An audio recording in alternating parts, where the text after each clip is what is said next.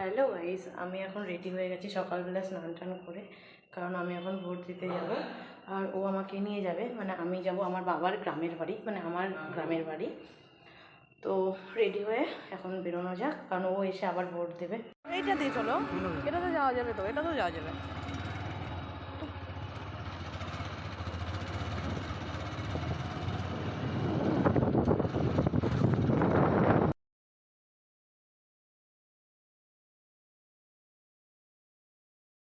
এখানে আমি বলছিলাম যে আমার ভোট দেওয়া হয়ে গেছে, এবার আমি একটু গ্রামের বাড়ি যাচ্ছি।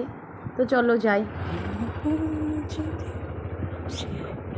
কেমন রাস্তা, ওই জন্যই বললাম ওই রাস্তা চলো, ওটা তো ঢালাই করা ছিল।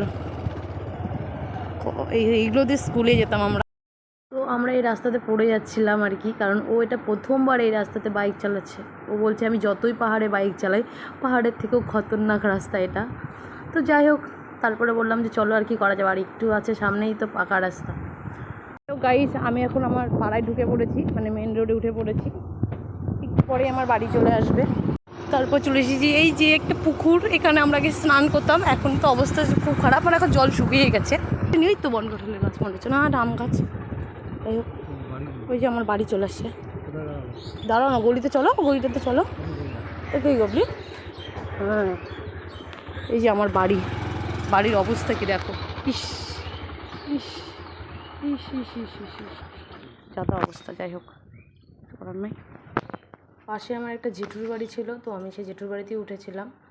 তো তারপর ওখানে গল্প টল্প করে একটু খাওয়া দাওয়া করলাম, করে এবার বেরিয়ে পড়লাম। যে বৌদি বৌদি হাসছে, জেঠি আমার আর কি একটা গল্প টল্প করছিল। তো যাই হোক, আমি টাটা বলে আবার চলে আসলাম। তো আমি এখন বাড়ি চলে এসেছি, আর রাস্তায় কি রোদ দেখো। আজকের ভিডিও এই পর্যন্ত, তো দেখা হচ্ছে নেক্সট কোনো ভিডিওতে। টাটা।